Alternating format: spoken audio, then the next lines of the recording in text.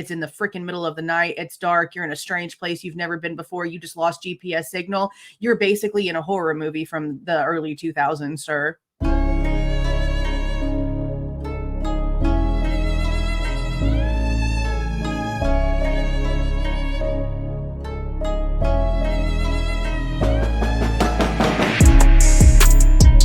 Hey guys, this is Jules with True Crime Reactions. Disclaimer. Everything stated in this video is my opinion and my opinion only. And just like everything else in these cases we discuss here on this channel, everything is alleged. Okay, so I sat down this morning to record something else, and then I saw that Vinnie from Court TV apparently dug pretty deep into Bryan Kohberger's alibi. At least that's what the title says. So let's see what I have to say about what he had to say. Okay, you guys, I'm just going to let you know, I do listen to things at 1.25 speed on YouTube. My brain interprets it better if it's coming at me faster. I don't know why. So if you have to slow this down, that's why it sounds faster to you. That's just how I'm going to do this. Plus, it makes the recording time a lot less. So let's go. I'm Vinnie. The subject of my investigation is the Idaho student murders. This is the biggest case on the docket here at Court TV. And this is not the easiest case in the world to prove. Is it though? Bigger than Delphi? Because they talk a lot of Delphi. Maybe. Case based on circumstantial evidence. I believe that. Here's more. Yes. Ethan, Xana, Maddie, and Kaylee were four friends living together in an off-campus house at the University of Idaho. They worked hard and were all flourishing as students and having the time of their lives. They were popular, and their house was known as a gathering spot for fellow students. All of that. That's a nice way to say party house. We know what it was, Vinnie. It came out of Kaylee's sister's own mouth. The first time we all heard it. Party house. But I guess he's going to say it how he wants to say it. That tragically changed in the early morning hours of November 13th, 2022. Those four students were stabbed to death inside their home. The brutal crime shook the community and touched the nation, setting off an intense manhunt for a killer. Students were afraid to be alone on campus. Some never came back. Investigators from the Moscow Police Department joined forces with the Idaho State Police and the FBI, following every lead, every tip, and every piece of evidence. That investigation took them across the country to Pennsylvania and led them to this man, a grad student at a neighboring university in Pullman, Washington. This accused mass killer has denied the allegations and claims to have an alibi. Where was he? What was he doing? And who was he with? We'll search for answers as we investigate the Idaho student murders. Okay, Vinnie. So if someone's accused of a murder, and this is a horrific murder, your first defense and best defense is always going to be, well, it couldn't have been me because I was somewhere else. And in this case, they have a good window of time as to when they believe the murders took place. Yeah. So what exactly is the accused killer's alibi? Now, I pause this to say that if he goes the whole like stargazing route, I'm going to be really disappointed, because that seems to be what a lot of the mainstream people and a lot of the people out here in, social media land that are like dead set on finding something to say about every little thing. They're using, oh, he was stargazing. Oh, he was stargazing, when that's not at all what it says. Literally at all what it says. So I'm hoping he doesn't go that route, because I'll be disappointed and I'll be feeling like this is a waste of time. We took a closer look. The alibi for the accused Idaho student's killer is that while four college students were murdered in the early morning hours, he was out for an innocent joyride. Defense attorneys called their client an avid runner and hiker, claiming he often took drives in the countryside late at night and in the early morning hours to enjoy the moon and stars. The accused killer's filing said, which only says that he does it quite often. It doesn't necessarily state that he was out stargazing. It just says that him being out at night is something that he does quite often. And like I've mentioned before, my dad is like 70. All right. And he's always in the middle of the week. If he can't sleep and he just wants to go on a drive, he has a flip phone, bro. He ain't using no GPS. He just gets in his Jeep and goes on a drive out in the middle of nowhere for a few hours before he decides to turn around and come back. No GPS, no one to say that they saw him. I mean, he'll drive all the way down to the border and back just to see what's going on a random Tuesday. No one sees him. He's driving by himself. He doesn't use GPS. He doesn't even use his cell phone. People do this a lot. People do this a lot.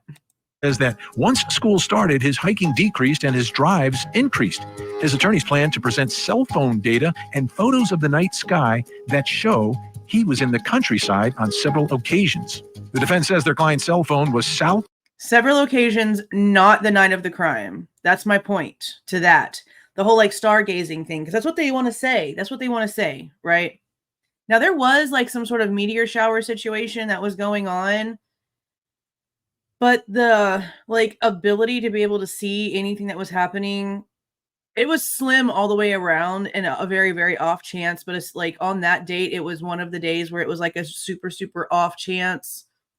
And it wasn't also right like in the direct trajectory, but people could still see things. There were still sightings. There's videos of sightings close to that area of people that have seen these little meteors and stuff. So that's why him being out in the middle of the night or whatever isn't a big deal. Him being out in the countryside isn't a big deal. We know for a fact that he did hiking stuff. We've heard that he got stuck behind some gate at a park because he was there after it closed down and somebody had to come and open it. That's a story I heard a super long time ago. And then again, we go back to the pool party because one of the guys that he met at the pool party ended up seeing him whenever they were hiking later. And Bryan remembered him, but it took him a minute to realize where he knew Bryan from. We've talked about that. So again, like the directions that they're claiming that he went and all those things, it's behavior. Plus we have people that say grown men that came out and said, yeah, he was my running buddy. We would go running at night. I felt safe with him. These are all behaviors that we have proof of pattern of. Of Pullman, Washington, and west of Moscow, Idaho on November 13th, 2022. So they say the car captured on video along the Moscow-Pullman highway near Floyd's cannabis shop could not be his. Floyd's cannabis shop. And stood up in court and said that you've given me evidence of a car at this cannabis shop that's in between Moscow and Pullman on that little highway. That's not Bryan's. They've taken all this time to piece together all this crap, and they're handing her over evidence that doesn't even have anything to do with her client. Stop is off State Route 270, the main route into Moscow from Pullman, Washington. His alibi does not confirm or deny. And again, stock vehicle. They have 51 terabytes of what they claim to be the car driving all over the place, but they never once ever released even a still shot of the car that they believed was the vehicle from their own footage. They've never once done it. That other surveillance videos of the white Elantra in Moscow is him. Here's the state's timeline of the accused killer's movements, outlined in their probable cause affidavit. Prosecutors say his phone pings in Pullman, Washington at 2:42 a.m. at his Washington State University campus apartment. His phone is on the move at 2:44 a.m. A few minutes later, his cell phone stops pinging. Investigators say that could be because the accused killer turned it off. Could be. See, those are the like operative words. The key words are what you need to look for here. Could be. Possible route. Okay. Everything that they put together to arrest Bryan was all them guessing what could have happened because they had no actual proof of what actually happened. It's all just guesstimation. That's all that it is. So while they can say it could have been because he turned his phone off, we know from people that live in the local area that have taken the drive that you have no service going from Pullman to the park. It's crap. It's beyond crap. Okay. So they can't say, oh, he turned off his phone. How do they know that? Whenever the service right there is so horrible that they can't tell the difference between it being off network and being actually turned off. They're saying it the way they want it to be said so that it puts a certain narrative in your head. That's why they say it that way. And for the next 2 hours, investigators track his alleged movements using only surveillance video of what they say is his white Elantra. What they say. The state alleges that the accused killer drove from the WSU campus to Moscow by way of State Route 270, a claim they support with surveillance of a white. But the car at Floyd's ain't Bryan's. And they put that together by trying to say that, oh, this time tracks, because if this car was on this street at this time, now this one's over here on this street at this time. If we put the directions together and see how long it takes to get from A to B, yeah, that about adds up. And said it ain't his. White Elantra seen heading in the direction of the highway at 2:53 a.m. and a photo of the same car near Floyd's cannabis shop further down the highway. The accused killer claims that it was not him. Cameras caught a white Elantra traveling through Moscow. Well, I mean, Anne is the one claiming that it wasn't him, and she would have had people looking at this evidence, being able to decipher something that would make it valid for her to stand up and state that in court. There has to be something about the vehicle they were able to prove does not match Bryan's for her to say that. She can't just willy-nilly say that for no reason. Moscow, first on streets near the crime scene, then on the victim's street from 3:39 a.m. to 4:20 a.m. Police say the accused killer turned his phone back on at about 4:48 a.m. near. Again, that's just them assuming because that's what they have it connecting. That's the times they have it connecting. They do not know for sure at all if it was turned off or was just having horrible service. And also, what did we learn whenever we were going through the interview that the forensic frenzy girl did with the Garrett Discovery guy? That you could be driving down a road where your signal is going in between all of these towers. And even though you're going forward closer to a tower ahead of you, your signal could bounce back and actually put you in a tower behind you, like connect you to a tower behind you. So it would make it almost look as if you were going the opposite direction that you were actually going in. So yeah, phone pings are pretty much just becoming completely obsolete in my opinion, because that right there, just knowing that right there could put me in like a data, like a piece of paper that's admissible evidence could say that I was going in the opposite direction that I actually was, is absolutely insane. That's wild. Lane, Idaho, a rural community in the countryside about 10 to 15 minutes south of Moscow.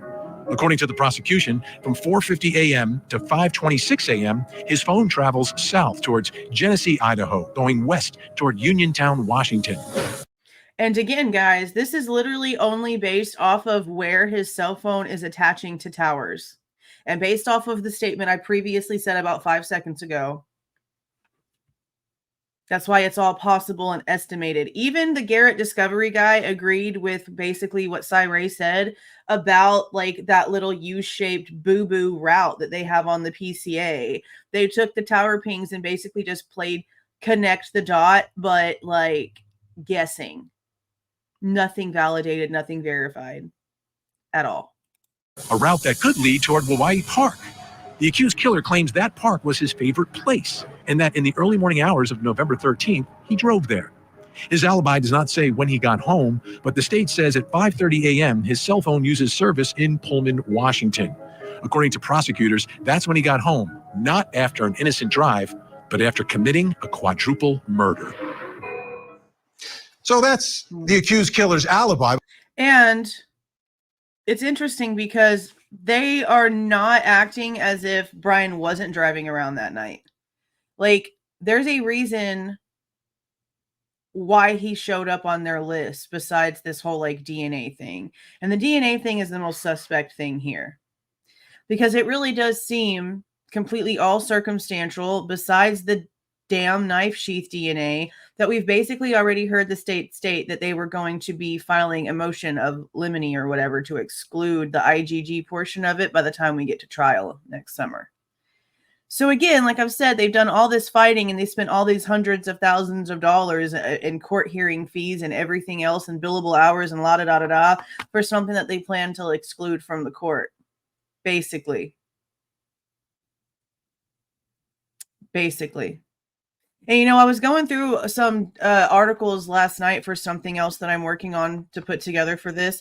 And it wasn't just the feds that were basically stating that Indiana didn't have anything to do with that traffic stop. ISP also were stating that Bryan hadn't been ID'd or named or given to them or anything at the time of those Indiana traffic stops. So that made it even more interesting. But that brings me to our first question. Let's take a look. First question. Does his alibi make any sense? Of course it does. Court TV producer Cody Thomas is on the case and joining us from Washington State. Cody, there you are. Let me ask you, because It's very specific where he said he went. So my question to you is, does his alibi make any sense? Well, Vinnie, of course, it's up to the court to have a direct answer to that question. But I did go down to his favorite location, Wawawai County Park. And I also went at night to just kind of get a feel of the stargazing vibe that he was going for. It was a long drive. There was a lot of dirt road, several miles of dirt road to get there. Take a look at what this park would have looked like after dark at the entrance gate. According to Bryan Kohberger's alibi, he says during the window of time that the murders occurred, he was out driving around simply stargazing, specifically ending up right here at what he calls one of his favorite parks in his alibi, Wawawai County Park. Now, of course, there's nothing wrong with coming to a public park, doing what you want to do, stargazing included. That's what they're here for people's leisure in the community. But one caveat about this park in particular, it closes once the sun goes down. It doesn't reopen until 7 a.m. And if you pan over here to the left, it's gated, and that gate is closed. No cars coming in, no cars coming out. So according to Bryan Kohberger's alibi, he says he was here during the window of time that the murders occurred. Now, we know those murders occurred between 3 a.m. and 5 a.m. Well, I don't know exactly where it is at this moment in time, but I'm sure that Twizzy will end up commenting on this where it is. Twizzlestick is a username a lot of you guys might recognize. He's in my chat a lot. He's over on Dinky's a bunch.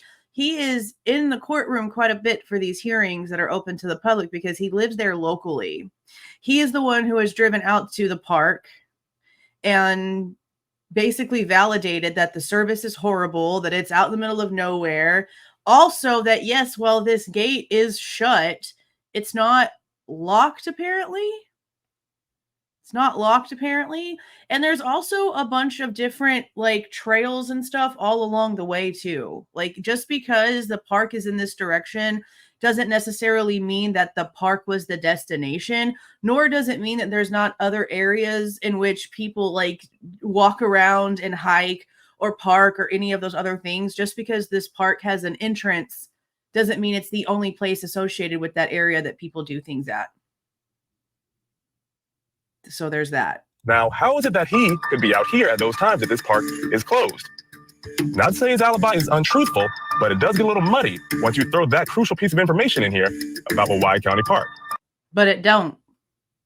It doesn't get muddy at all because of what I just said. Locals know better. The people that live in this area know better than what this guy is claiming. I promise you that. And again, Vinnie, that park is about 30 minutes west of Pullman in the opposite direction of Moscow. So what's the drive like to actually get to that gate? Where are you driving? What are you passing? What are you seeing?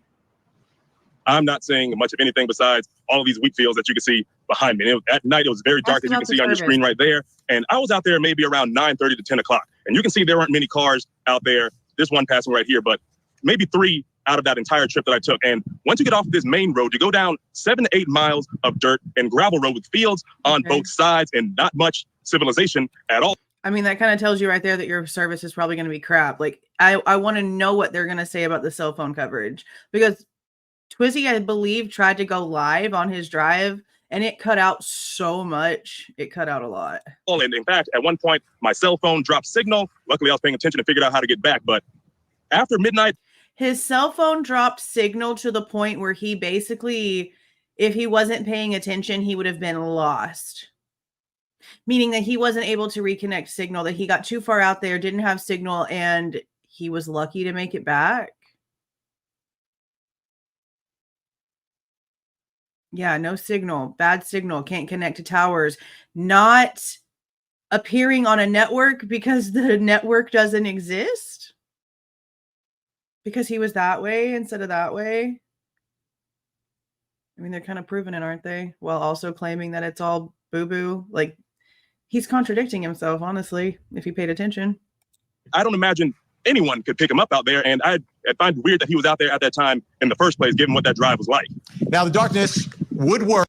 I find it weird that he was out there in the first place, considering what the drive was like. You know how many locals drive out to that park and take that exact same route?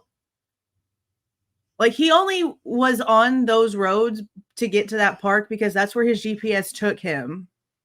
Meaning that hundreds of people a day take that exact same route, probably. Jeez. Work, if you are going stargazing, when you were out in this area, were there any stars out? Well, I was more so paying attention to the road, but the sky was very wide open, and I would say there's plenty of stars out. But again, I was trying to figure out where to go and make sure that I can make it back home. City lights. And we got a great idea from the video of what we're talking about here. This is not an area where you're going to come across anyone else at 4 o'clock in the morning, 5 o'clock in the morning, 3 a.m. It's just not going to happen. But are you passing any businesses? Are you passing any homes, any farms? But that's also a really good point. Like there might be other people driving around, but nobody that's going to be like paying attention. Because even he said at 9:30, 10 o'clock at night, there was only like 3 people. So for Bryan to sit here and say that he was driving alone by himself and that he doesn't have a single human being that can vouch for that, he also kind of just proved the point, because even at a normal-ish nighttime hour, people still weren't out there. He only passed 3 people the entire drive. Vinnie, you're passing nothing but open fields without barns, without houses, and all essence of the phrase middle of nowhere. That's what this park felt like. I mean, you were just going and it was dark and I had my bright lights on. Then all of a sudden off to the right, I saw the entrance gate and I was like, oh, there it is. But before that, you didn't see much of anything on this entire drive. And I presume there was no one else at the park at that time. Absolutely not. I was the only one going down that road around 9:30, 10 o'clock. I was the only one coming back off it. He also, I believe you said, is a place he would go to run or to hike. And obviously that's what this park is about, right? This is a place where you get in touch with nature. It's way off the beaten path. And I guess it's a place where you can kind of get away. But is it a place you think you'd have to know about to come across? 100% you'd have to know about it, because again, is it a place you'd have to know about to come across? He'd been living there for a few months, and I'm pretty sure he has spoken to the thousands of people that he is around on a daily basis, and maybe asked around about parks and places to go and hike. Like whenever you move to a new place, you ask questions. You want to find out where's the best this place? What's the best Italian restaurant?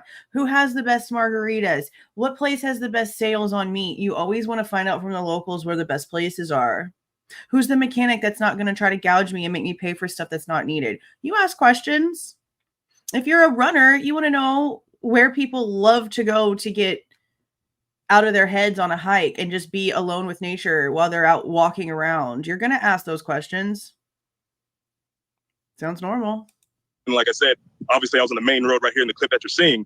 But once you get off that main road, close to 10 miles of gravel, no businesses, no buildings, maybe just a couple of power lines. Sounds like running paradise. out to, maybe there was a building in the park, but again, that gate was closed. So I wasn't able to go in and see what was actually in there at night. But from what I could pick up, you would definitely have to know about it, probably if you were a local or have gone to school out here at WSU or the University of Idaho.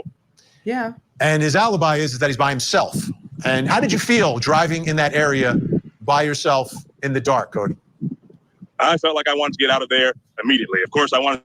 But see, he's a stranger to that area. He's out there investigating something for a report. No, that he's going out there in that area because he loves it, because he's comfortable there.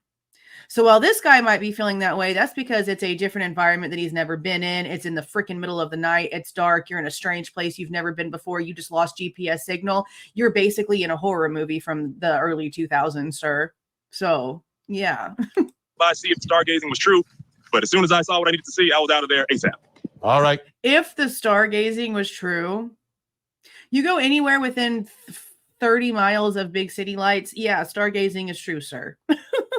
Cody Thomas on this case. Thanks so much, Cody. When we come back, we're going to talk about some video that is out on the internet. And the question is this video, is it his Elantra? It's Linda Lane.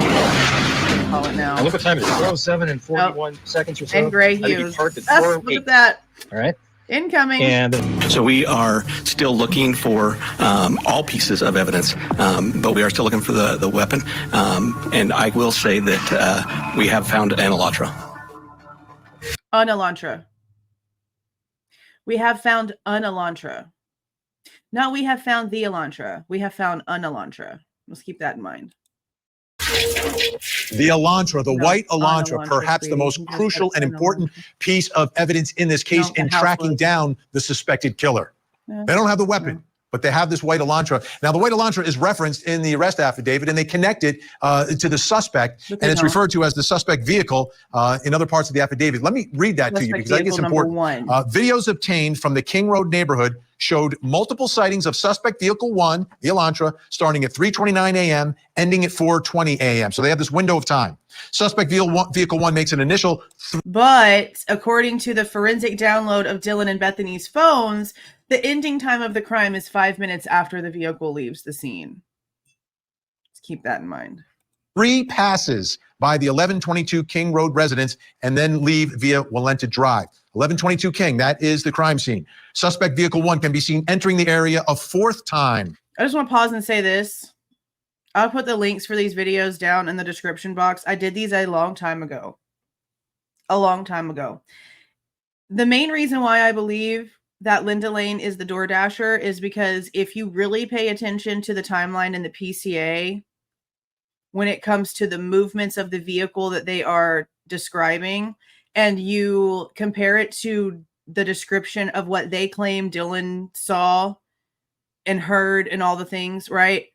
This vehicle was still moving around the area, like while Dylan was hearing whatever she was claiming to hear, according to them. And that's why I've always said, well, not always, honestly. I mean, sort of always, but here most recently, very, very bluntly, their own timeline is what's working against them here. It's their own timeline, because what they're trying to tell us happened would have happened in like a 7 to 9 minute window. And that doesn't make sense. That doesn't make any sense at all. At approximately 4:04 a.m. It can be seen driving eastbound on King Road, stopping, turning around in front of 500 Queen Road, and then driving back westbound on King Road.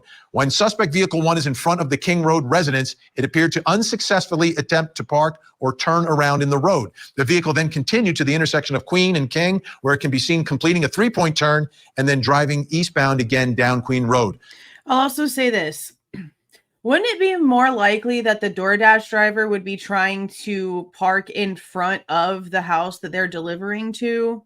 Not someone with some sort of like amazing brain for criminology parking right in front of the house that they're planning on going in and attacking people in, because then everyone can say, oh my gosh, yes, we saw a white Elantra leaving from that house at this time. Why the hell would he park right by the house that he was apparently going to go in and start doing crazy shit inside? Again, another mistake they're trying to tell us that he would have made that doesn't compute to who we are supposed to believe that he actually is in real life when it comes to his education.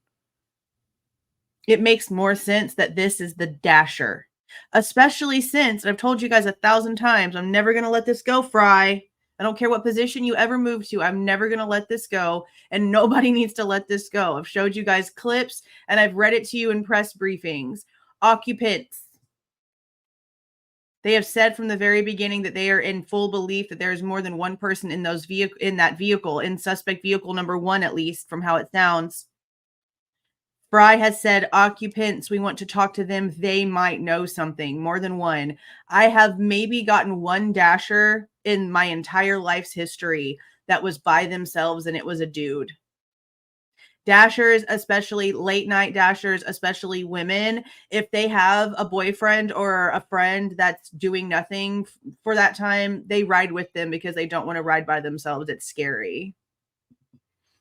I believe wholeheartedly this is the dasher, and the dasher happened to have someone with them. I could be wrong, but that's just what my brain has been telling me for a long, long time. Suspect vehicle 1 is next seen departing the area of King Road at approximately 4:20 at a high rate of speed. But again, like I just said, and this is in the PCA, I harp on this, and a lot of people say that it's nothing, but whenever the law enforcement agenda or narrative itself is giving us a 7 to 9 minute window for 4 people on 2 floors, 1 person, a manual weapon, okay, 5 minutes is a lot of time. 5 minutes is a lot of time. Because according to the roommates' phones, this situation ended at 4:25, not 4:20, whenever the car is seen leaving at a high rate of speed. 5 minutes might not matter to some. It mattered enough whenever Olivia and the Goncalveses wanted to make sure that the time that Kaylee and Maddie got home was on point. So it should matter enough here too. That's all I'm saying. They are tracking this car via all this surveillance video. Now, there is some surveillance video that's circulating on the internet. This is a still frame from it. You look to the top of the frame, you see the little light there. What car is that? Whose car is that? And the question did he seriously just ask that? Whatever, all we can see is this little bitty like light right here. Did he seriously just say what car is that? Whose car is that? Like somebody could answer that question. Vinny, are you seeing what we are seeing, honey? Let me just go ahead and throw some guesses out there because that's all you can do with this. What? It's a big old blob. Question I have relative to that video is this his Elantra? Joining me to answer this question, host of Gray Hughes Investigates on YouTube. Gray Hughes is with us. Gray, thanks so much. I know that you have looked at this timeline. You have studied the evidence. You've studied the videos. Let me ask you the big question. First of all, is this his Elantra? If he says yes, he's a liar. If Gray Hughes says yes, he's a liar. There is no proof. Even the cops have come out and said there is nothing significant.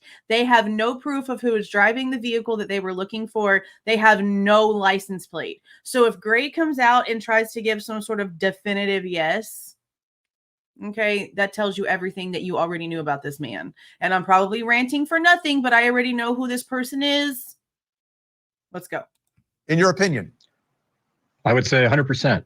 I knew it. Oh, he sucks. Gray, you stupid fool. Oh, you were such a fool. How? You got magic eyeballs, bro. You got some magic Superman eyeballs. Oh. Why do you say that? Why do you say 100%? Because he's an idiot. Well, if you look at it like this white Elantra is moving around and it matches exactly what law enforcement says in the probable cause document. And then does it because it's the so vehicle dark. Parks at 4. It is so dark and the footage is so grainy and so crappy that you cannot tell what kind of vehicle it is. And people are going to argue that there's been people that did like car layovers or whatever. Go back and look at Linda Lane, you guys. Go back and look at Linda Lane. If you look at the back window of the vehicle, it has the same exact angle that the back window of the vehicle parked underneath the little parking thing in this corner of the Linda Lane footage has. They have matching window angle cuts. A lot of vehicles have that exact same window angle cut. So no, there's nothing definitive about anything. And Gray Hughes coming out here and doing this is disgusting, but also tells you exactly why he's on this show right now saying what he says, because he's willing to be a willful liar for a paycheck. 08 near the 1122 King Road residence, and then it leaves at a high rate of speed at 420. Inside of that 12 minutes, all 4 of the victims were murdered, and left at the scene was a knife sheath that had Bryan Kohberger's DNA. What does that have on to do with anything? So that DNA being on the knife sheath makes it absolutely certain in my mind that the white Elantra that was driving around, and by the way, missing a front license plate. You cannot tell if the car in the Linda Lane footage is missing a front license plate. Miss me with the boo-boo, bro. It drove by an A&W just before entering the area. It showed.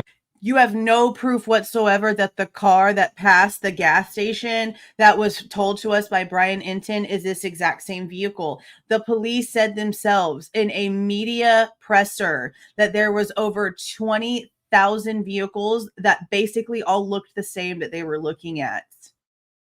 With the statistics, don't you think there's multiple vehicles out there that are similar? Look at the Bandfeld footage, literally at the exact same time that all of this is happening. And yes, with the statistics, there could be 4 vehicles that look identical to each other driving around at the exact same time. Drive around your Walmart parking lot one day. Not only notice how many of the same types of vehicles are there at the exact same time, but look how many are parked right next to each other. Do an experiment. It was missing a front license plate, and in Pennsylvania, you don't need a front license plate, and his vehicle did not have one until he got new plates right after the murders. So there you go. That's a huge fact. That's a huge fact right there. So let's take a look. Yeah, that's a fact.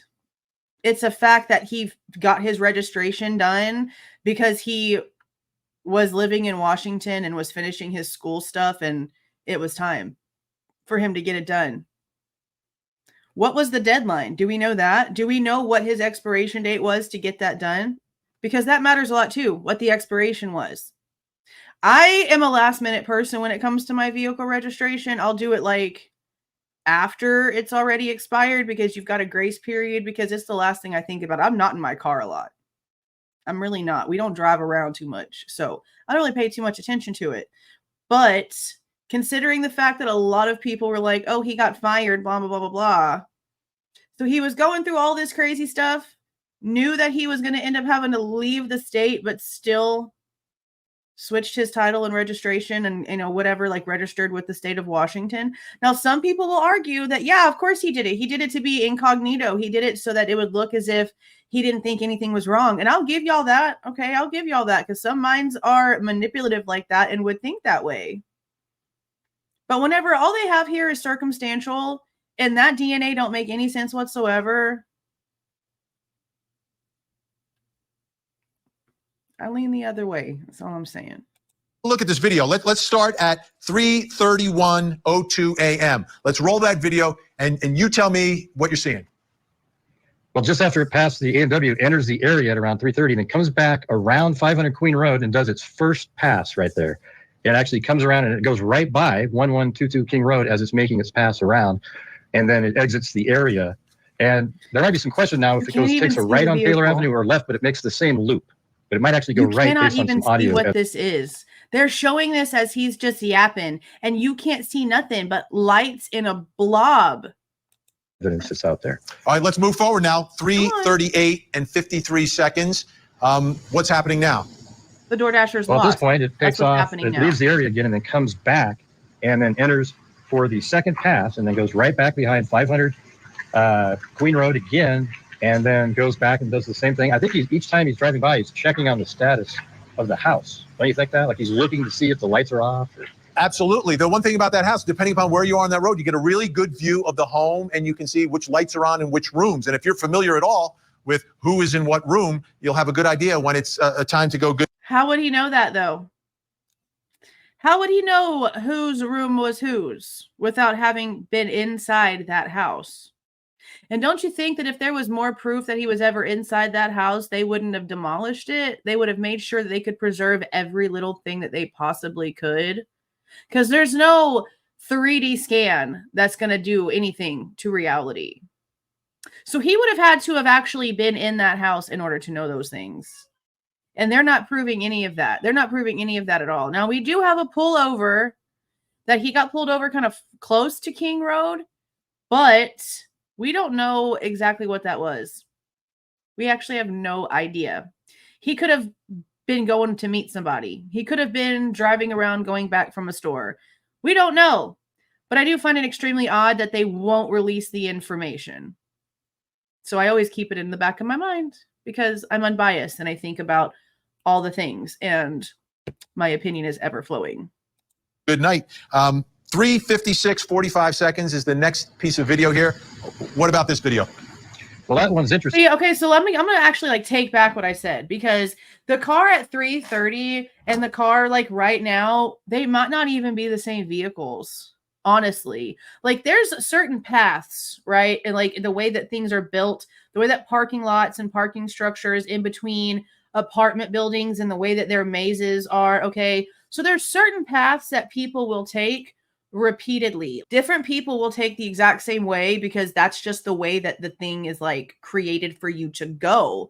So who's to say that these aren't two different vehicles trying to find parking or trying to move around or turn around to go and park somewhere else or to pick somebody up? We have no idea. One of these vehicles could have picked somebody up on that other building, and the only way to turn around and get out of there is to go this direction.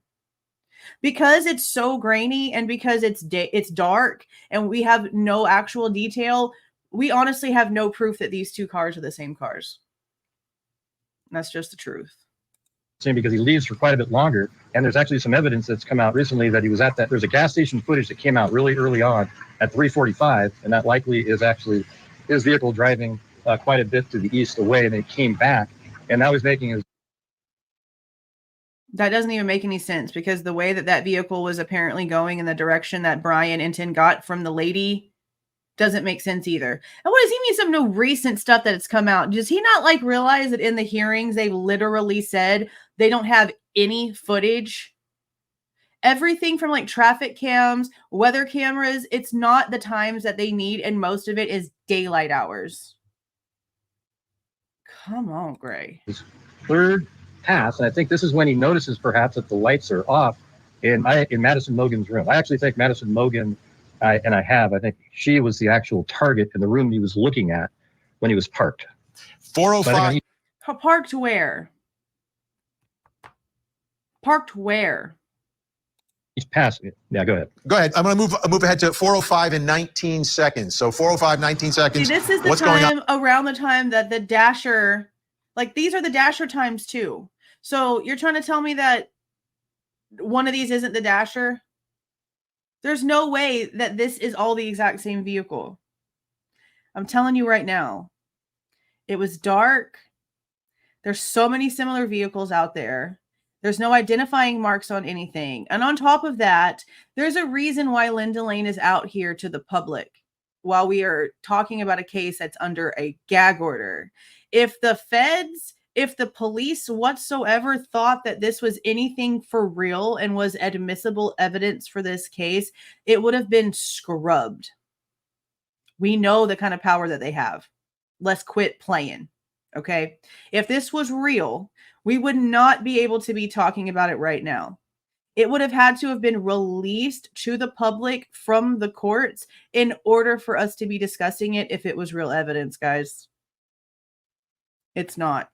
There's a reason why it's not. Now. Yeah, like at 404, it enters the area again, and then 405, it comes back in this area, and then it turns around in front of 500 Queen Road, number 52. So right where you see it stop right there, it actually does a 3-point turn. See, look, I'm glad it shows it right here. And I don't know if you guys are going to be able to see it that well. But if you look right here, that slant, look right there. Look at this. It's the exact same sort of slant. Like they all have like very similar features. Okay. So for this being so far away, for there being cars parked right here, blocking some of the view, that there is anyway, it's blocking some of the view that there is in the first place. There's also bushes and trees all right here and a huge fence. So there's a million different barriers in between the camera lens and that vehicle. And they're sitting here trying to act like they can see what it is. I mean, I've even seen people try to put filters on it and try to say that they can see some sort of profile. No, you can't. Quit playing. No, you cannot. Turn. Also, so it does 2 3-point turns here. So 405, it stops. Okay, the 3-point turn that's talked about in the PCA is not right here. And I've had to mention this before. The 3-point turn that's in the PCA is on the other side, on the opposite direction. It's not over here at the apartments. It's over on the other side. It's not once you get all the way past the house into the apartments. And that's what always like threw me off, but why he kept harking on this so much, because I'm like, bro, this is not the 3-point turn in the PCA. Why does he keep saying that? I don't understand why he keeps saying that. And turns around. Now, we don't know exactly why it's doing this. Did he notice something in the front? Because this is around the time that the Uber driver was in the area, right? So maybe he was checking to see what's going on with that. And then he drives, he stops, tries to turn around like you were saying. And then it takes off, and then it does a 3-point turn at Queen and King. That's the right one. Probably right around like 407-ish, something like that. And then after it does the 3-point turn, it turns around and drives back again behind there. And I think you probably have that clip too, right? Yeah, we have 407 and 21 seconds. Let's take a look at that clip. Again, just like. And so here it comes around. So the last time it's really going quick. And I think he's made up his mind now. He's going to do what he's going to do. He's got to, he's seen that the lights are off. He knows her lights are off. I don't know. I don't know if that's true. I don't know. I kind of feel like this is the Dasher. I don't know. I'm going to stop like assuming that. I just feel like there's a big possibility these are different vehicles. And all we're getting is Linda Lane, which, in my opinion, based off of common sense is not admissible evidence. It doesn't show anything. I mean, seriously, if this was actually Bryan Kohberger's Elantra, why wouldn't it be on lockdown? Why would it be out here? I'm just going to keep saying that over and over again. There's no way that they would have allowed this to stay out here. They would have scrubbed it. They have bots that can go in and scrub things from the internet. It wouldn't have gotten this far. It wouldn't have. I'm sticking to that. It wouldn't have gotten this far. I'll die on that hill. And he's going to go and he parks the car. So look what time it is right now. It's 4:07, 45 seconds. He's probably going to park at 4:08. Then he gets out of the car. And see, that doesn't make any sense either. So you're sitting there trying to tell me that at 4:08 he parks his car, but Murphy doesn't start barking until 4:17, according to the probable cause affidavit. And then 3 minutes later, the car is leaving the scene. Takes him 8 minutes to get into the house because let's face it, the noises would have started, like Murphy would have started barking the second a stranger walked in. At least maybe once he started hearing like scuffling and stuff.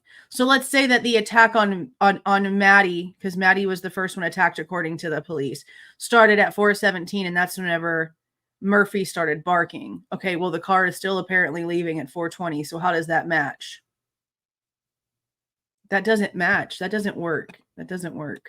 And he goes into the house, and I believe he killed them all probably within like a 6 or 7 minute period inside. And see, that's what I'm saying. A 6 or 7 minute period, one person against 3 people. It doesn't matter. It doesn't matter, okay, if one of them might have been asleep. If anybody was asleep, it would have been Maddie. I don't believe Kaylee was asleep in Maddie's room. I believe that she was in her own room, that she heard noises, that she left Murphy in her bedroom, went down to check on Maddie, ended up getting attacked by whoever was in the room, and then some crazy stuff ended up happening with Xana and Ethan after the fact.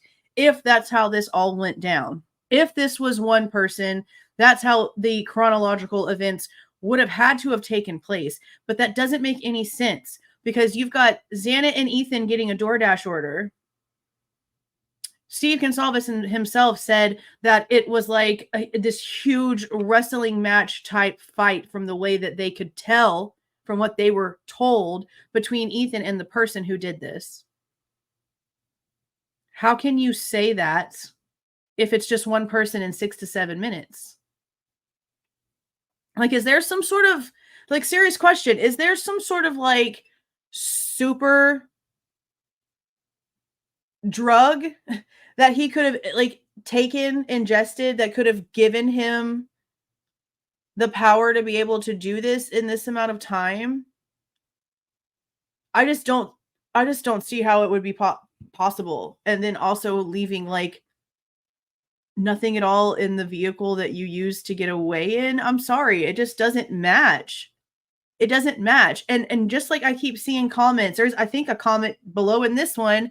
And it's one of my biggest things from the beginning that you're trying to sit there and tell me that he just went in there just completely insane, just going crazy with a blade, and no blood was outside of the house after the person left. There wasn't any blood that could tell the cops the direction that the person actually left the house after doing such a very frenzied attack. That doesn't make sense. That doesn't make any sense. That house. Now, a lot of people think that's not possible, but I've actually made some videos where you literally sit and wait in each of the rooms, and it's really a long time, like 7 minutes. If you just sit there and look at a clock and you have somebody that's in a frenzy, it's easily done. And you've seen other cases. I've watched that video. I have watched that video. It didn't change my mind. It did not change my mind. I've watched it. It didn't change literally anything. That are even worse. Absolutely. And we understand there had to be at least some level of panic or something going on, because the knife sheath is gone and is left at the scene, becomes, as you pointed out, the most crucial piece of evidence directly linking him to the crime scene. So this didn't go 100% perhaps the way that it was planned, because you would never plan to leave that behind. Now, as we looked at this video, the one thing that is clear, and we have about 20 seconds here, the one thing that is clear, this video is in one location, but they've got camera and surveillance video, prosecutors do, in several locations. Yeah, one. And you know what I was just thinking? Like, I'm sitting here, like, I just kind of like dazed off for a second, like thinking about something. This knife sheath situation, like, honestly, like, Bryan could literally know the killer. Like, he literally could have, like, shaken hands with the guy, been around them, you know, very recently before this crazy stuff happened.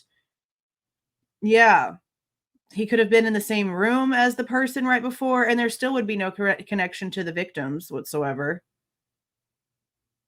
Like, the knife sheath DNA doesn't really make a lot of sense in itself, because who, with the type of brain that we are supposed to believe Bryan Kohberger has, why would he bring a weapon that is sheathed and bring the sheath with him? It would be more likely that he would have left the sheath in the vehicle, because it's not like he ever got to put the blade like back in the sheath, apparently, because it got left at like target number 1 is where it got dropped on their narrative. And it just doesn't make sense. It doesn't make sense at all. I need something to make it make sense, because it's just not making sense. Like, I really try, guys. I really do. Like, I just told you I watched Gray Hughes' video of how he like laid out and like had it play out. And I sat there with my headphones on both ears, not on one and one like I do normally to hear everything. I sat there with them on both ears. I just sat here and immersed myself in what he was showing me. And it didn't change my mind. Like, I really get out there and try to make it make sense. I don't sit here like this because this is the way that I want to think. I seriously sit there and try to make it make sense. I don't want them to have the wrong guy.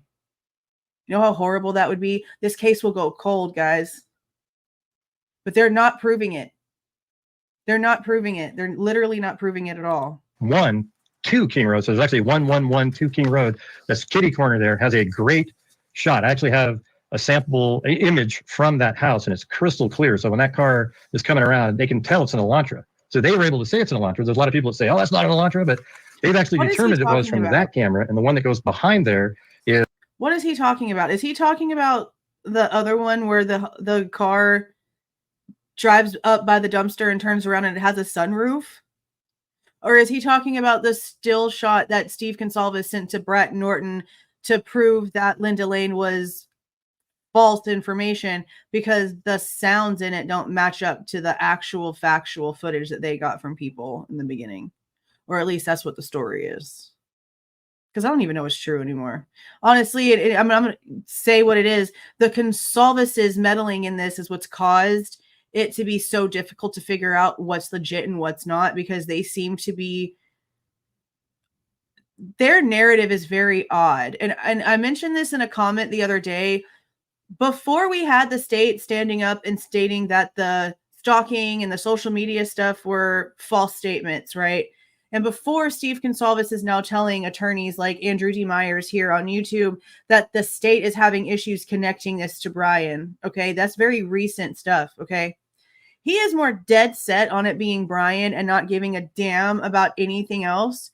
Now that we have all of these now revelations in the case, than he was like a year ago, whenever we had no real idea that they were actually false statements. Like, we had thoughts, we were asking questions, but before these things were validated, Steve was more open to this being more than just Bryan. At least he was definitely more open before we had so much definity.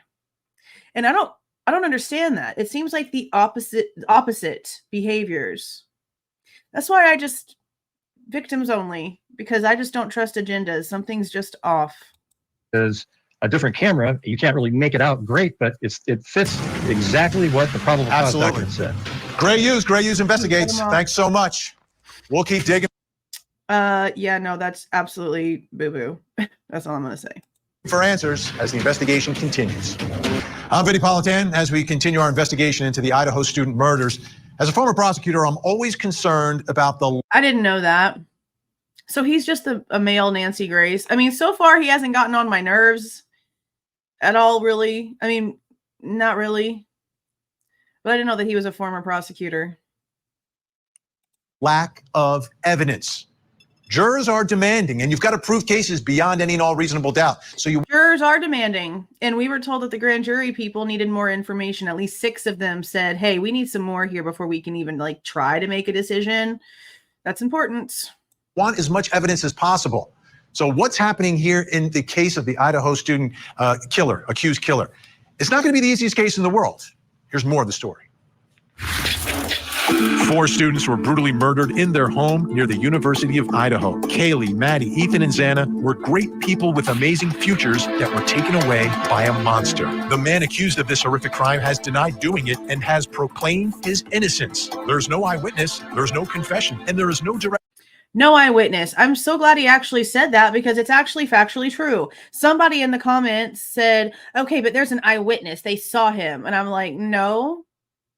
She did not see him. Her description was a very vague description, and we have never not once ever heard that they put a lineup in front of Dylan and said, point to which one looks familiar. We have no clue if they ever showed her Bryan's photo before they arrested him. We have no idea. Hopefully we find out come trial, but we have no clue. But I'm glad that he's cleared that up because a lot of people seem to believe that just because there's a few sentences about Dylan opening her door and seeing some guy clad in black with a mask on walking past her door, that's an eyewitness to Bryan Kohberger. It's not even an eyewitness to whoever that actually was, be it Bryan or not. It's not. You can't identify somebody by their eyebrows. And Bryan's eyebrows aren't even bushy. He's like a normal dude. I don't even understand. Maybe for a girl, a young college age girl, it would be, oh, his eyebrows are bushy because you know how, young girls do their makeup and their eyebrows and stuff. And we know that, at least for sure, Dylan was one of the ones that did it up all the way, still does. So maybe her description is that, but you can't, especially in the dark, identify somebody by their eyebrows. And notice her description didn't say anything about how he had the weapon in his hand or anything like that. And with the sheath being left upstairs, where the hell else was he supposed to put it? Anyway. Direct evidence. It's a case that the prosecution has built on circumstantial evidence, which they believe is compelling. We'll take a closer look as we continue to investigate the Idaho student murders. He does these intro things every session. And there are a lot of ways that you attempt to gather the evidence in an investigation and in a case as you try to prosecute someone and build those pieces so you can tell the story and explain to the jury exactly what happened. Well, search warrants are one of the ways that you gather those pieces of evidence. Take a look at the search warrant affidavit from this case. Investigators located a tan leather knife sheath laying on the bed next to, it says Mogen's right side, but it's Maddie Mogen's right side. The sheath was later processed and had K-bar and USMC, United States Marine Corps, and an eagle globe and an anchor insignia stamped on the outside of it. Yeah. So in the search warrant, they say, yeah, we found a knife sheath, which brings me to my next question. And this is a very important question, which is, where's the knife? Yeah. But if they're only looking at Bryan and Bryan is innocent, you're not going to find the knife. So there's that. Where is the murder weapon? Because in a case where you don't have a murder weapon, what's issue 1 for the defense? Ladies and gentlemen, they don't even have a murder weapon. So let's bring in Court TV producer Cody Thomas, joining us from Washington State tonight. Also with us, retired police commander, host of the Profiling Evil podcast, Mike King is here. Cody, let me begin with you. Where is the knife? Where could the knife possibly be? Well, Vinnie, the first part of that question, we have to remember that the drive from Moscow to Pullman is only about 15 to 20 minutes tops if you go directly to between each city. According to the probable cause affidavit, Kohberger's phone pings on a drive that's well over that, maybe about 45 to 50 minutes, an elongated road home. And I took that drive, and I could probably pick out 100 different places you could hide a knife, especially after midnight. Take a look at this drive. So we are back here on the University of Idaho's campus here in Moscow. Now, I will say this is something that we looked at because most of you guys that have been here for a while know that whenever Bryan was first arrested, I was like holding a torch just like everybody else. Okay. It wasn't until we started dissecting stuff and asking questions that I started being a little more open to what's going on here because I was right there with everybody else. All right.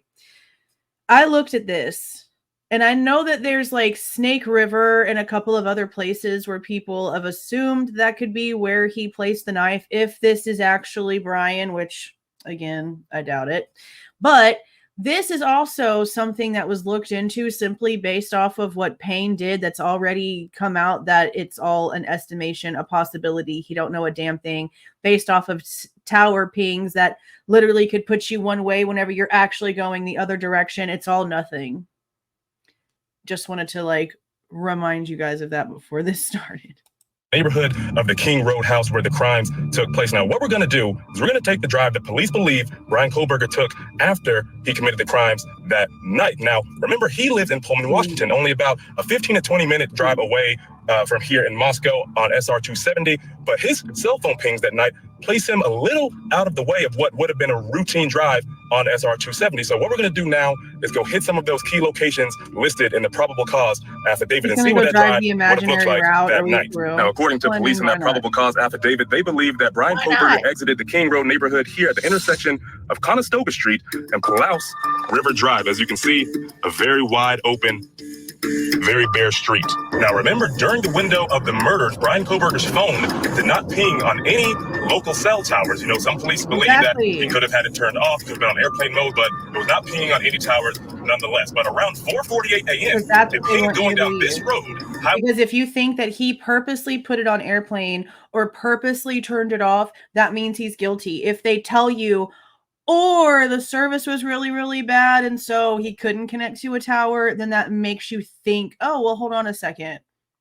That's why they say it the way they say it. Highway 95 going towards Blaine, Idaho. Now, this is south of Moscow and about 32 to 35 minutes away from his apartment in Pullman, and also going in the opposite direction. Now, as we continue down Highway 95 south, the probable cause affidavit says he goes through Blaine, Idaho, and then continues into Genesee, Idaho. That's where his phone was consistent with pinging off of the local towers. And you can see that this is wide open road, plenty of field on both sides of the road.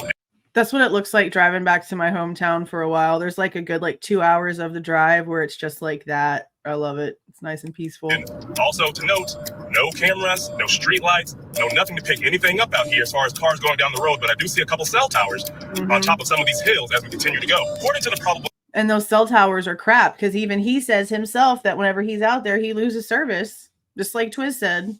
Cause affidavit. After passing through Genesee, Idaho, he then headed west towards Uniontown, Washington, before heading back up north to Pullman. And Uniontown is where we are arriving right now. And as you can see, still very barren out here. No surveillance cameras. But remember, this part of the investigation was not relying on the surveillance per se just yet, but more so on his cell phone pings out in this area. And keep in mind, we are still over a half hour away of what should have been just a 15 to 20 minute drive from Moscow back to his apartment in Pullman. I just wanted to stop and show you guys a further lay of the land out here. We are headed from Genesee to Uniontown, Washington, where some of his phone pings were picking up on the way back to Pullman. Now, as you can see, this is a dirt gravel road. Not a single car, for as far as you can see, in either direction. And no surveillance cameras, no street lights, ample acres, massive expanses of land. Now, remember, we do not have a murder weapon in this case. We don't know where he ditched it. I'll say something real quick. Out here. I'll say something real fast. It has been...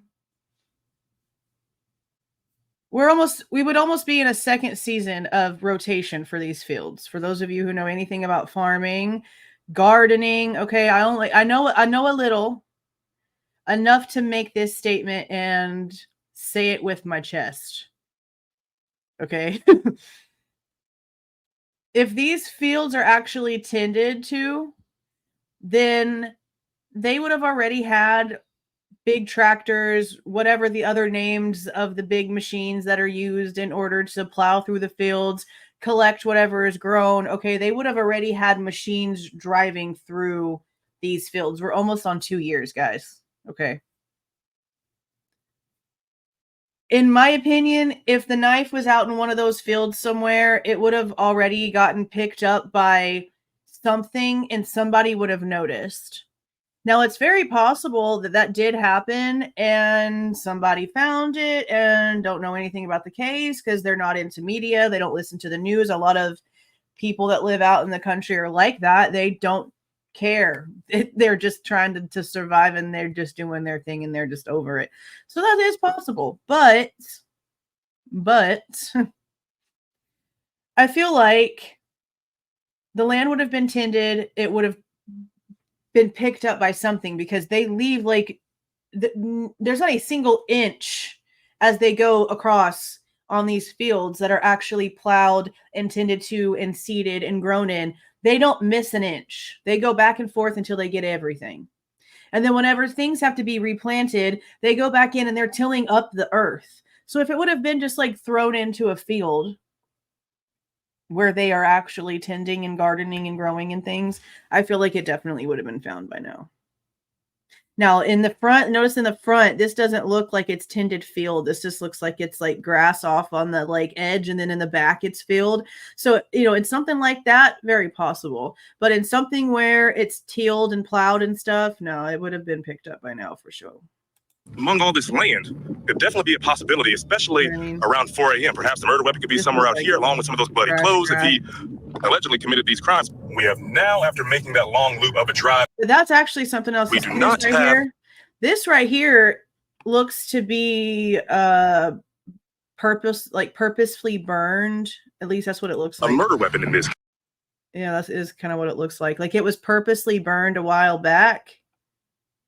And sometimes they'll do that. I don't know if that's what that is, but if that's something that they do commonly do out on the sides of the fields, it would have been found too. I mean, I understand this is like a dirt road and stuff, but stuff still happens out there in those places. Case. We don't know where he ditched it, but out here among all this land could definitely be a possibility, especially around 4 a.m. Perhaps the murder weapon could be somewhere out here, along with some of those bloody clothes if he allegedly committed these crimes. We have now, after making that long loop of a drive, we've arrived back to Pullman, Washington on the Washington State University campus. We are now on Stadium Way. This is one of the main strips on campus. It's also one of the main roads mentioned in that probable cause affidavit. It's one of the roads where they say at many intersections, cameras picked up Kohberger's white Elantra as he arrived back here after 5 a.m., somewhere around 5:25, 5:27 a.m. As you can see, it's very busy around here with students walking around on the sidewalks. And we're coming up on one of these intersections. I just had like a memory of something.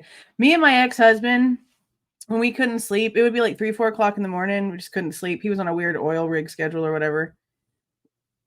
We would go and drive down I-10. We lived right outside of Lafayette at the time in Louisiana. We would just get on I-10 and just drive and just like stop at gas stations and play like the little machines where you can like get the little animals and stuff and just like eat snacks and just like drive. And we just do it for like a couple hours and then turn around and come back. Just because it was in the middle of the night and we couldn't sleep. And we're just like, screw it, let's get in the car. It's the 17th. It's 2:45 p.m. on August 17th right now. And I fell asleep less than 12 hours ago. I couldn't fall asleep until like almost 4 o'clock this morning.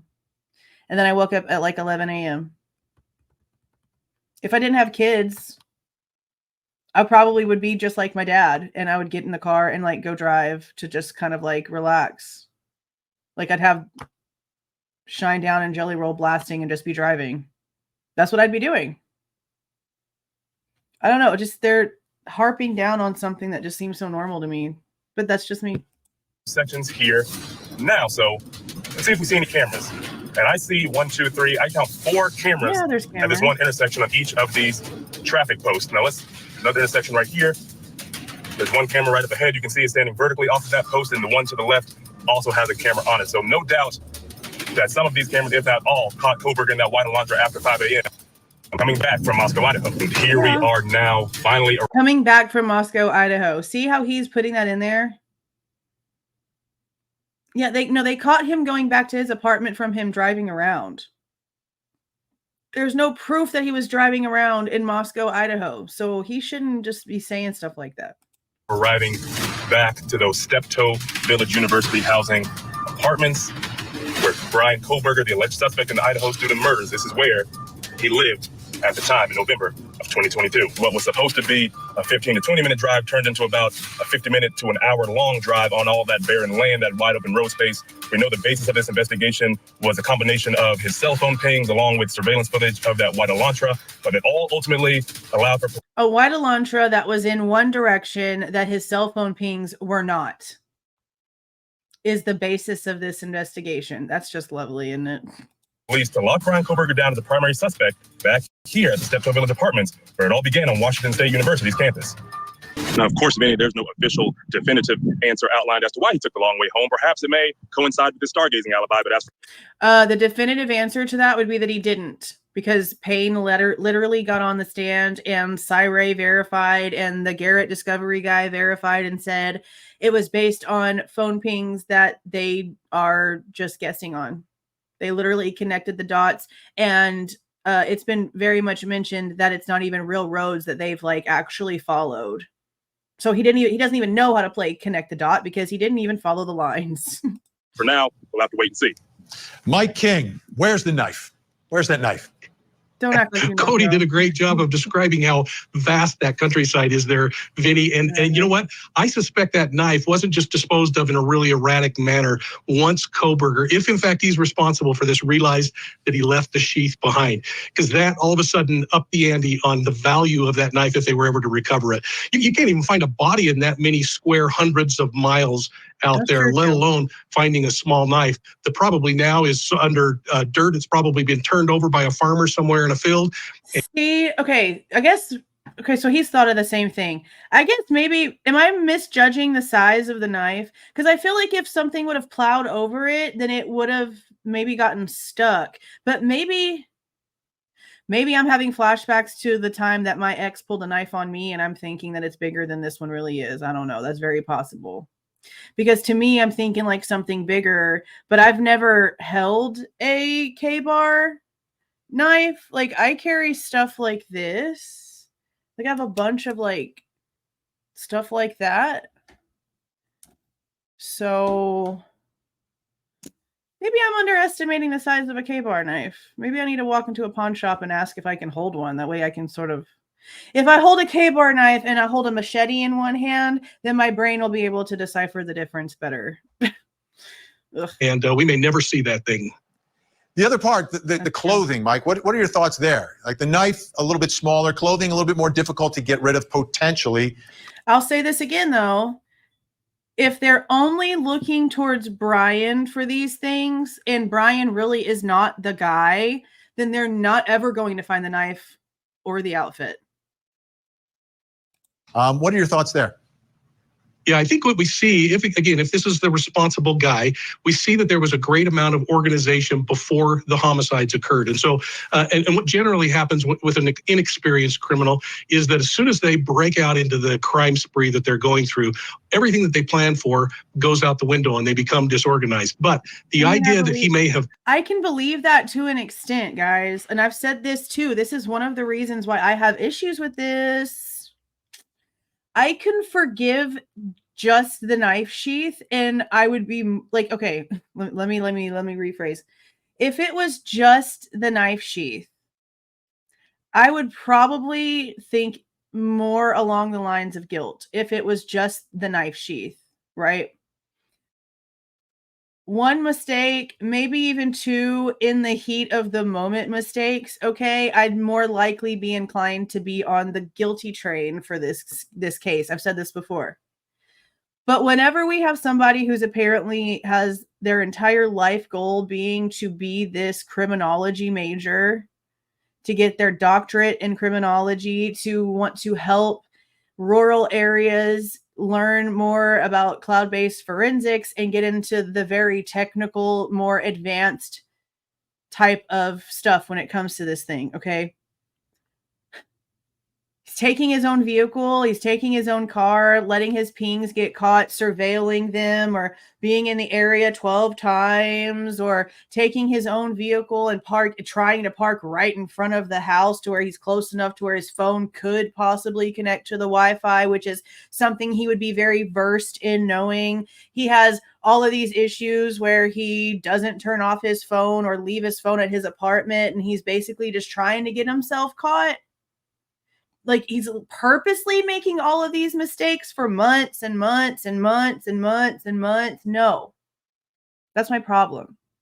It's months of mistakes. They're trying to tell me, a person with a brain, no, No. And then on top of that, following them on social media and being the guy, I'll tell you this right now. If there's any validity whatsoever to anything on social media, I don't believe Ann Taylor could come out and say it.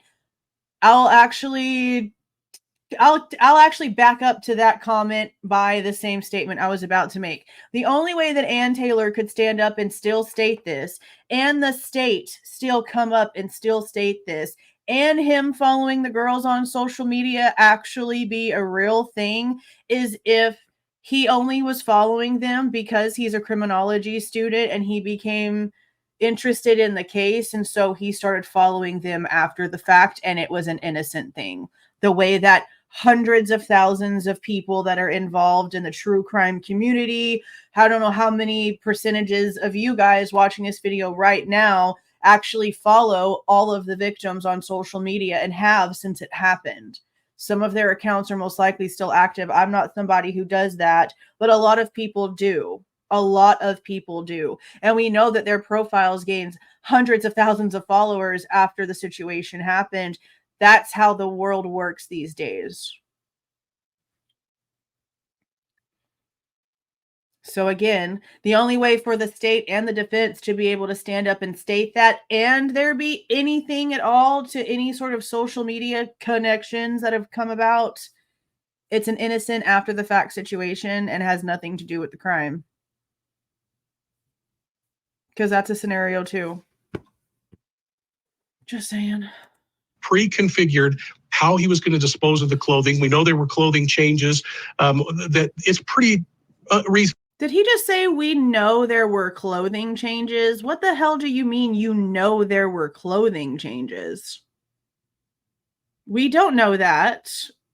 We don't know that. I think to just theorize that he already had a dumping spot figured out for that, whether it was a dumpster or multiple dumpsters, because we know he's gone east of the residence, he's living west of the residence, he's traveling through all kinds of countryside to the south. And like we've seen in other homicides, Vinnie, some suspects in the cases throw pieces out in different locations to try to make it a lot harder. And as they... I'll say this.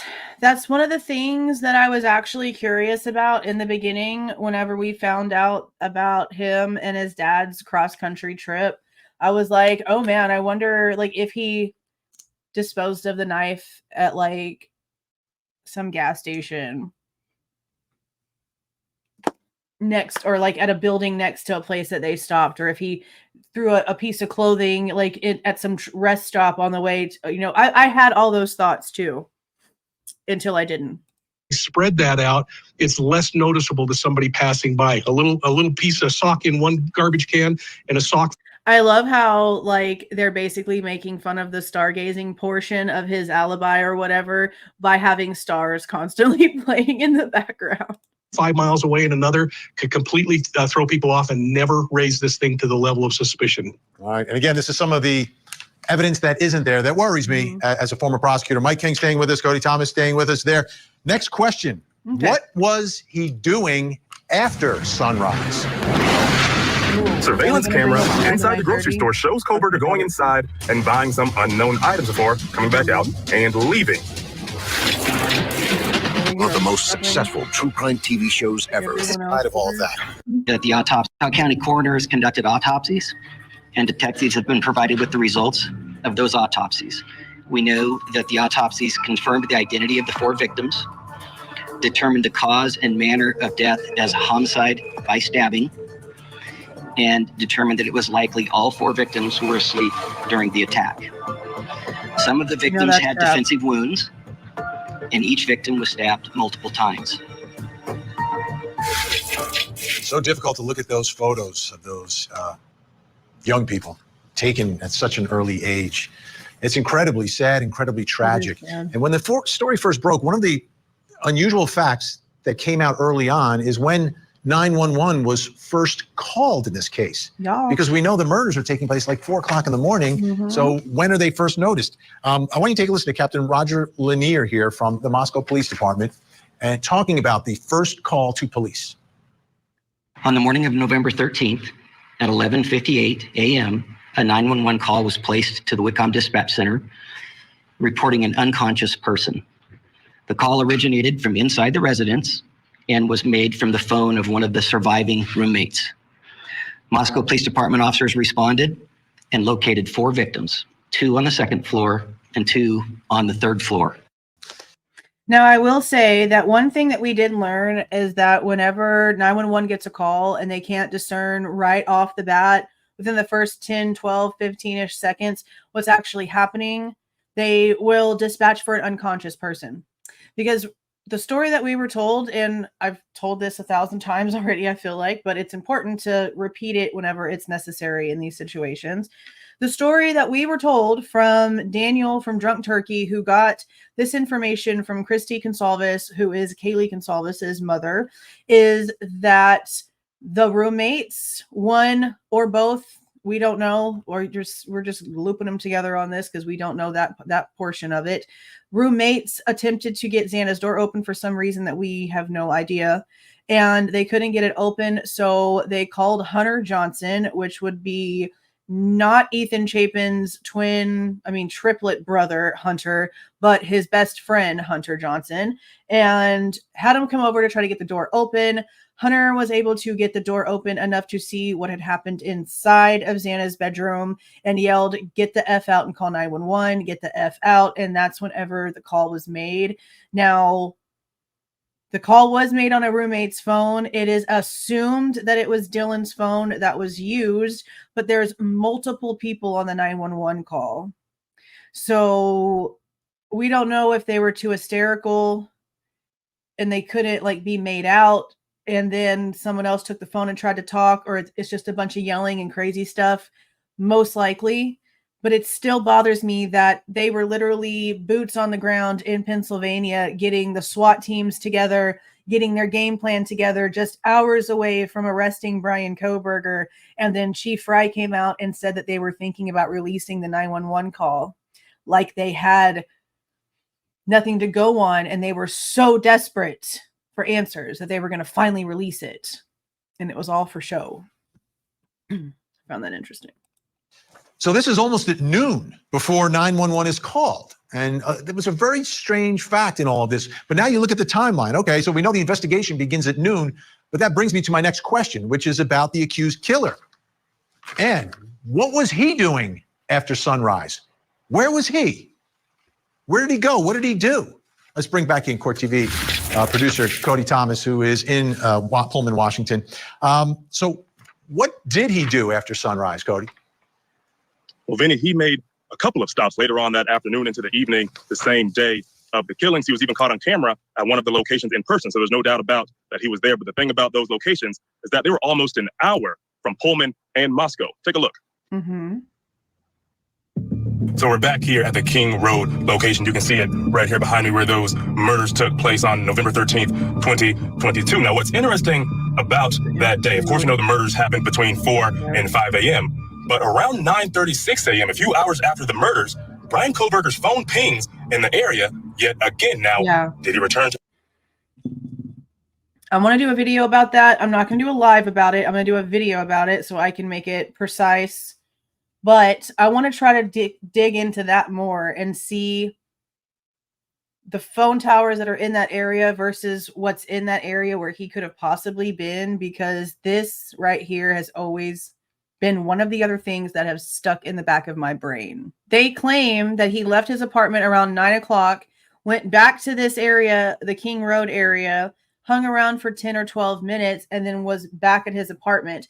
Now, you could either be picking up something from someone, picking someone up, dropping someone off, going into a store and picking up something really quickly, something like that, for you to be hanging around in the area for just 10 to 12 minutes. Okay, very possible.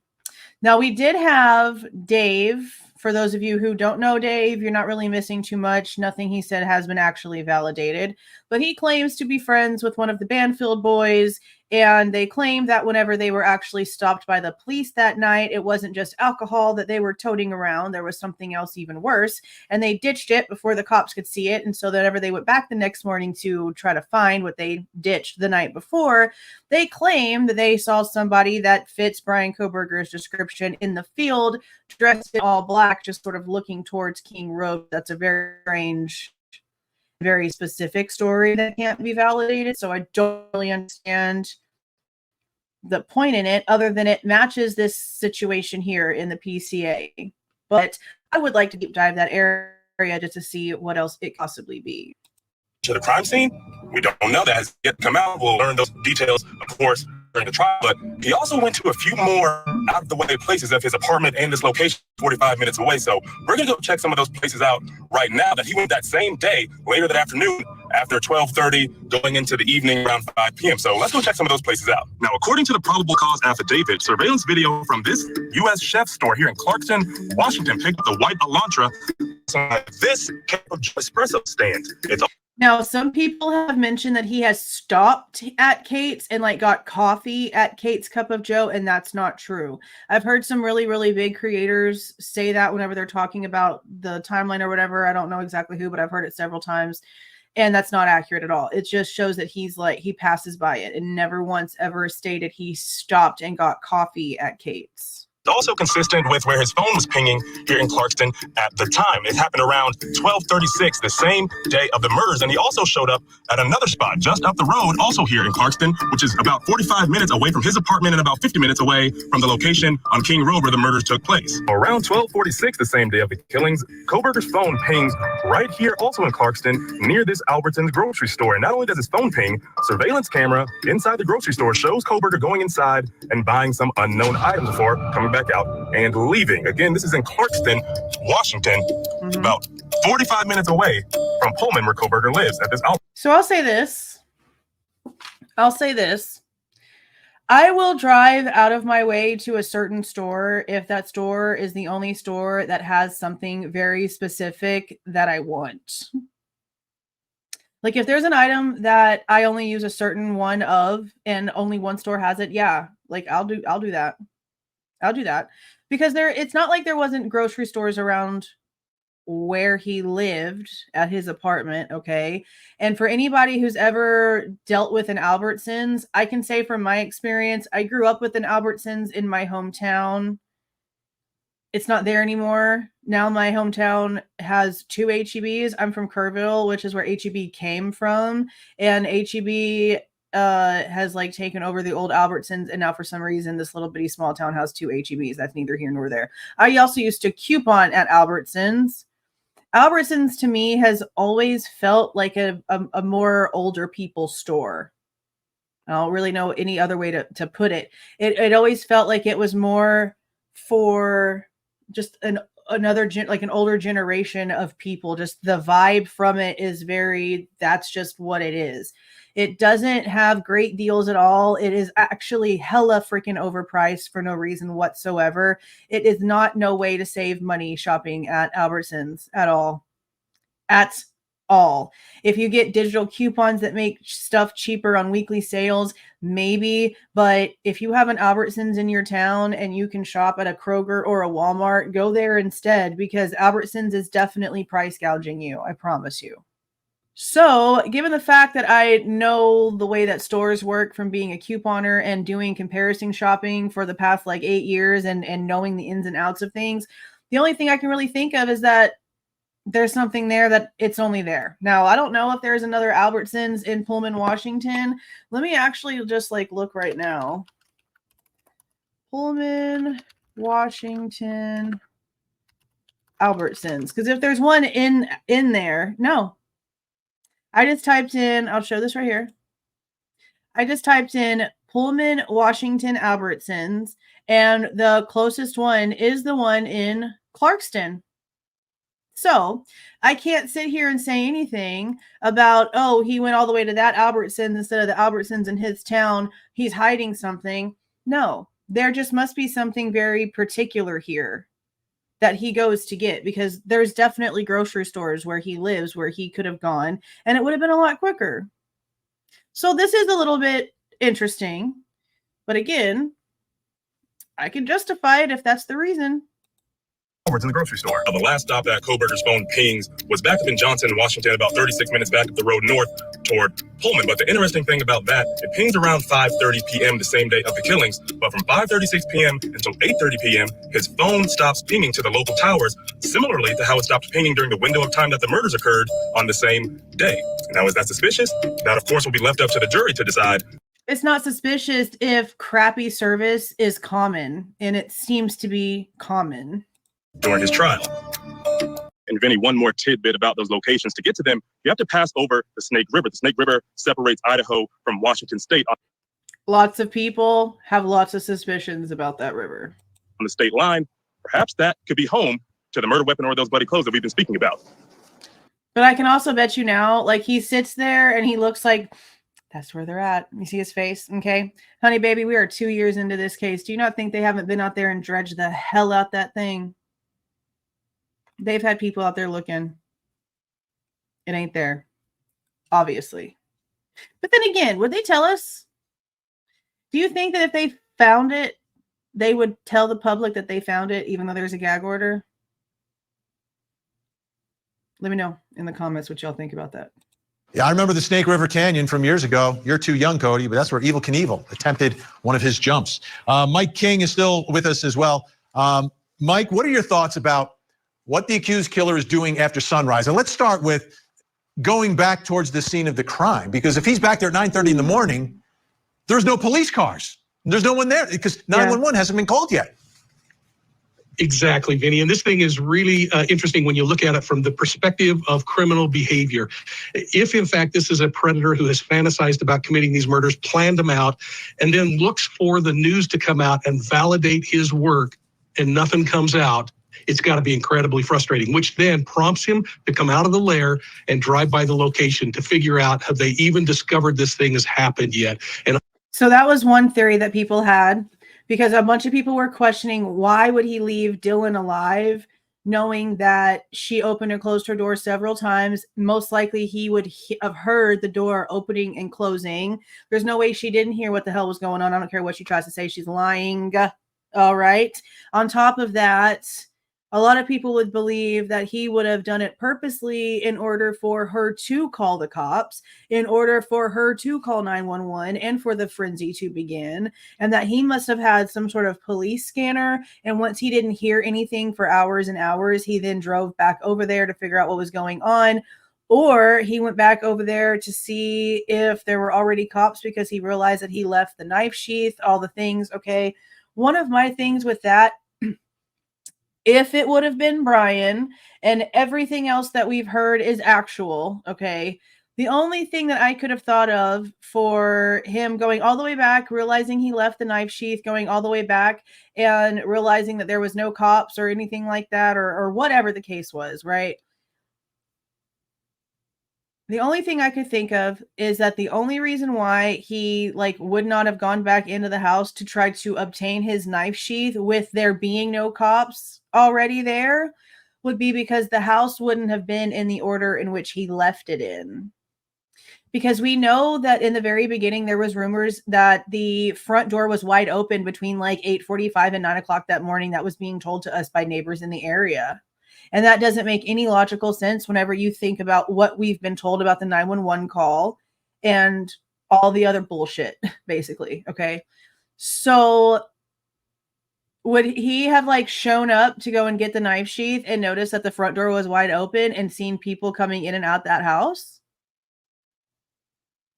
Because there's still a huge basis to what WSU Kim says, which is why I believe the base of it, but all the other boo-boo, it can kick rocks, okay? The PCA states the forensic download of the roommates' phones puts the times of the crimes between this and this.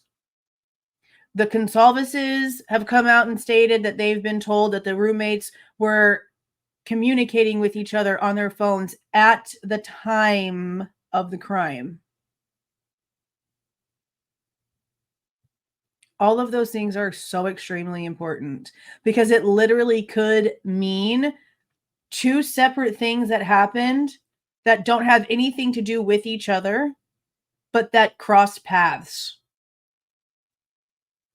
And that's why I'm going to entertain Bryan's like whole rug theory here, because one of my things has always been, okay, but what if there was an event and the reason why the 911 call was delayed doesn't have anything to do with that event? And that maybe the latent shoe print was left like that because in the midst of them cleaning out the house, getting whatever out the house was in there that they needed to hide before they could call the cops because of what crazy shit just happened, that's what got cleaned up. I've had a lot of theories, guys. I really have. I really have like so many. It's ridiculous. I think that's really what we're going to find in this trial that comes out clearly is that drive-by was, number one, to validate that the police are either there or not there investigating it, and to reaffirm this monumental task that the predator feels they accomplished by killing these 4 kids. But also stating that there's a big possibility that he could have been told about it, went over there to check it out, or that it had nothing to do with anything. I really wish we had the specifics of that, because that whole 9 to 9:30 ping is the one ping that bothers me. That's the one question that I have. And I don't think that Bryan is ignorant to the situation. Something inside of me tells me that he actually knows what happened. I'm serious. I don't know what it is. I don't know if maybe it's because he's claiming that he's innocent and you know, just them going over the actual discovery is maybe giving them their own answers to things that they're going to present in trial as proof. But something just tells me that he knows something. And it's really frustrating to think about it from that perspective. But then I think your questions are maybe going to go south of here, and I'll add on to that as we go forward. Well, go ahead, Mike. I'm looking at a couple of different stops here. You know, I understand the coffee. This could have been an all-nighter for him. Might be getting a little tired. Maybe some of the adrenaline is running out of his body at this moment. You get a cup of Joe. But then the purchase at this Albertsons, I know there are supermarkets much closer to his home. Exactly, Vinnie. And you know what? I think it's going to be really interesting if law enforcement was able to collect a receipt from... What I don't understand is why they are telling us they have him on camera at Albertsons, but they're acting like they can't figure out what he bought. Like, they could have subpoenaed that and got the receipt for what he bought and been able to actually put that in the PCA. They could have. Or did they? And because it's innocent, it wasn't worth putting in the PCA because it's irrelevant. Kate's. I'd like to know if this guy got a double shot of caffeine on that cup of coffee, because if in fact it's him, he was up all night and he has to be pretty dang tired, regardless of how wired he is emotionally. And you know, that could keep you going for a long time. But the other purpose of going south wasn't to get a... Let me show y'all. It does not say anything. Is it right here? It doesn't say anything whatsoever. I'm just going to show y'all. I always end up opening the wrong one. I always do that. See, I always end up opening the wrong one every time I try. Is it this one? Okay. Does this work on here? I don't think it does. It does. Okay, right here. Look right here. Okay. It doesn't say that he stopped and got coffee. I'm going to read both of these paragraphs. Okay. Further analysis of the cellular data provided showed the 8458 phone utilized cellular resources on November 13th, 2022, consistent with the phone traveling from Pullman, Washington to Lewiston, Idaho via U.S. Highway 195. At approximately 12:36 p.m., the 8458 phone utilized cellular resources that would provide coverage to Kate's Cup of Joe coffee stand located at 810 Port Drive, Clarkston, Washington. Surveillance footage from the U.S. Chef store located at 820 Port Drive, Clarkston, Washington, and adjacent to Kate's Cup of Joe showed a white Elantra consistent with suspect vehicle number 1 drive past Kate's cup of joe at a time consistent with the cellular data from the 8548 phone. And then it states that at approximately 12:46 p.m., he then goes into the cellular data area for the Albertsons grocery store on 400 Bridge Street. He goes in and it shows that at 1:49, he gets to the actual Albertsons inside the store. He walks around and leaves at approximately 1:04 p.m. He did not stop and get coffee. He drove past it. Cup of coffee. Albertsons might be just makes perfect sense. Maybe the guy was hungry by that time in the morning, or he needed to stop and use the restroom. 100 reasons that we could come up with why he needed to be in there. And I think that's going to come out if we actually get the full detail of the receipts of what was purchased there. But don't forget that the night before, or the hours before this, right after the murder, during that time when his phone is turned off, it's believed that he's making a couple of trips here and there. And then the phone comes on and we see him just north of that Lewiston location. Making a couple of trips here and there. What the hell does that mean? What does that mean? 2 different places, that phone pinging. Again, the artist wants to see their artwork. And it might be that he's driving by those locations where he potentially dumped clothing or the knife, or he washed up afterward, and he wants to go by to make sure the law enforcement investigators aren't there, that he hasn't been burned in those specific locations. So it's the bear that's buried its prey going back to make sure that that site is still secure. That makes so much sense. So much sense. Hey, Cody, A bit much. I want to make sure that I'm correct here, because I haven't been out there. You're on the ground. That Albertsons, are there other grocery stores that are closer to his apartment than that one? But not an Albertsons. Without a doubt. There's Walmart's, there's a Publix, and there's even a Target right next to Washington State University. So there was absolutely no reason to be almost an hour away down in the Snake River Valley. Yeah, all of it. I used to drive 45 minutes just to go to my favorite Kroger. Now, for me to go to my favorite Kroger, I still have to, well, my new favorite Kroger of the Krogers in my new area that I've experimented with, because I am very particular about my stores I shop at. Like, our local Kroger is crap. It makes me depressed. I have to drive a good 35 minutes to get to a good Kroger, and I do it happily. I'm just saying. This is incredibly suspicious. It's circumstantial. It's not direct evidence, but it's part of the pieces that prosecutors have to put together and then pile up inside that courtroom to try to prove this case beyond a reasonable doubt. Big thanks to Mike King. Always great to have. That's it.